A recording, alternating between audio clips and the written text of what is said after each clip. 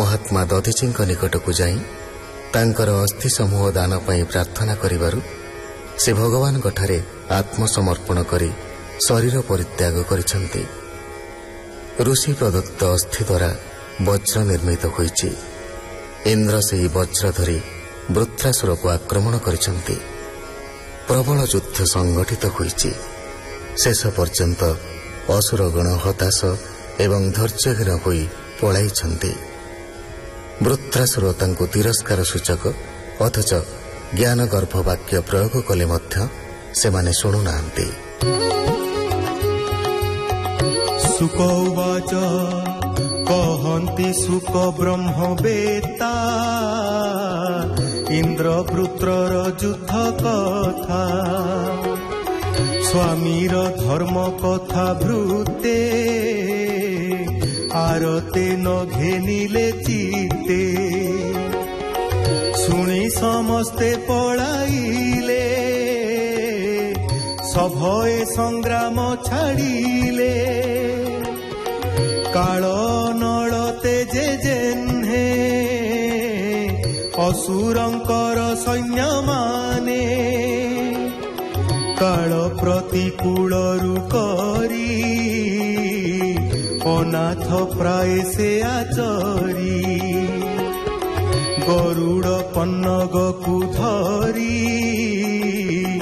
तेसने देवे दैत्य मारी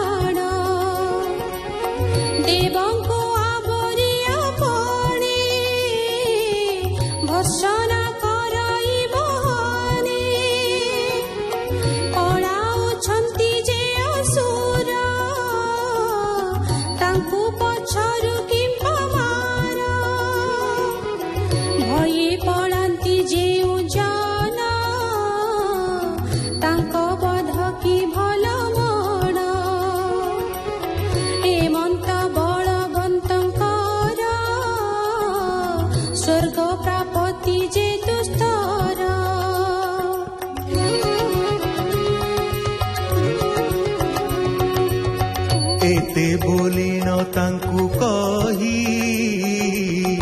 देवगणंकु क्रोध बही आत्म शरीर प्रकाशिला देवंकु भय देखाइला असुर कला घोर नाद ब्रह्मांडे पुरिला सबद लोके होइले हत ज्ञान देवे शुणिले तार स्वन सेनाद शुणी देवगणे मूर्छित होई हत ज्ञाने विकले पड़िले भूमि रे वज्र पड़िला जेन्हे सिरे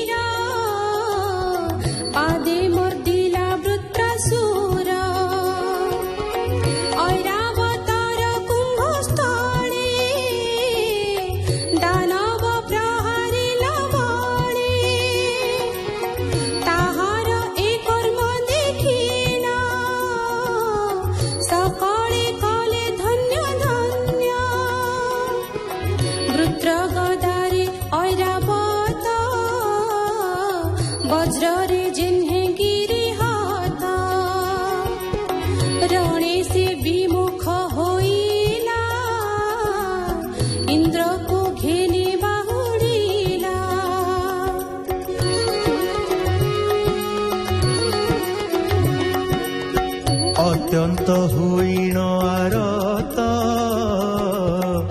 ବାହୁଡ଼ି ଗଲା ଧନୁ ସାତ ଚକିତେ ହୋଇ ଛନ୍ନ ଚିତ୍ତ ହେମନ୍ତେ ଦେବ ପୁରୁହୂତ ବୃତ୍ରସୁର ପୁନର୍ବାର ଇନ୍ଦ୍ରକୁ ନ କଲା ପ୍ରହାର ଇନ୍ଦ୍ର ଅମୃତ ଶ୍ରାବିକର ଦୀନ ହସ୍ତି କୁମ୍ଭସ୍ଥଳ ଆଶ୍ୱାସ କରି ଦେବ ବର ରହିଲେ ବୃତ୍ରର ଆଗର ସଂଗ୍ରାମ କରିବାର ଆସେ ଇନ୍ଦ୍ରକୁ ଦେଖି ନିଜ ପାଶେ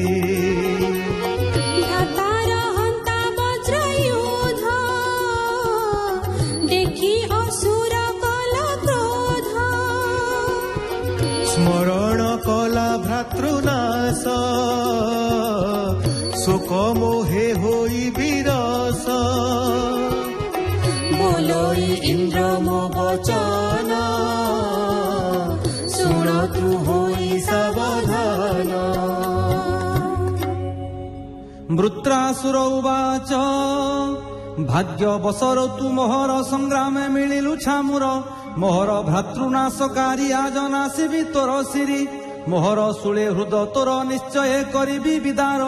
ଯେଉଁ କାରଣେ ମୋ ଅଗ୍ରଜ ପାପୀ ଆତ୍ମଜ୍ଞାନୀ ଦ୍ୱିଜ ଖଡ଼ଗେ କରି ତାର ଶିର ଛେଦିଲୁ ତୁହି ଦୁରାଚାର ପଶୁର ପ୍ରାୟ କମାଇଲୁ ସ୍ୱର୍ଗ ଭୋଗକୁ ବାଞ୍ଛା କଲୁ ଲଜ୍ଜା ସମ୍ପଦ ଦୟା କୀର୍ତ୍ତି ସବୁ ଛାଡ଼ିଲୁ ମୂଢ଼ମତି ମୋର ତ୍ରିଶୂଳେ ତୋ ଶରୀର ନାଶ ହୋଇବ ଦୁରାଚାର ଅଗ୍ନି ନ କରିବ ଦହନ ଖାଇବେ ଗୃଧ୍ର କୃମି ଶ୍ୱାନ ଯେତେ ତୋ ସଙ୍ଗେ ଦୁଷ୍ଟ ଜନେ ଶସ୍ତ୍ର ଧରିଣଛନ୍ତି ରଣେ ଯେ ମୋତେ ପ୍ରହାରକୁ କଲେ ତାହାଙ୍କୁ ଛାଡ଼ିବି କି ଭଲେ ତ୍ରିଶୂଳ କରିଣ ପ୍ରହାର କନ୍ଧ ଛେଦିବି ଏହାଙ୍କର ଏଥୁ ଉତ୍ତାରେ ପାଇ ଜ୍ଞାନ ଇନ୍ଦ୍ରକୁ ବୋଲଇ ବଚନ ଭୋ ଇନ୍ଦ୍ର ଦେବଙ୍କ ଠାକୁର କୁଳି ସେ ମୋର ଶିରହର ଆତ୍ମାକୁ ବଳି ମୁହିଁ ଦେବି ଶ୍ରୀକୃଷ୍ଣ ଚରଣ ଭଜିବି ଭୋ ଦେବ ଦେବଙ୍କ ଈଶ୍ୱର ବଜ୍ର କିମ୍ପାଇଁ ନ ପ୍ରହାର ଅଗ୍ରେ ଯେ ଅଛି ଉଭା ହୋଇ ସଂଶୟ କର କାହିଁ ପାଇଁ ଗଦା ପ୍ରାୟ ବଜ୍ର ନମଣ ବଜ୍ର ମୋ ମରଣ କାରଣ ଆପଣା ତେଜେ ବଜ୍ରଧର ଦେବଙ୍କ ଐରି ସଂହାର ବିଷ୍ଣୁ ଯନ୍ତ୍ରିତ ଦେବ ବର ବିଜୟ ହୋଇବ ତୁମ୍ଭର ଶଙ୍କର ଶଣ ଯଥୋଚିତେ ଯାହା ସେ କହିଛନ୍ତି ମୋତେ ଶ୍ରୀକୃଷ୍ଣ ପାଦ ପଙ୍କଜରେ ମନ ମୁନି ବେଶୀ ବିସ୍ଥିରେ।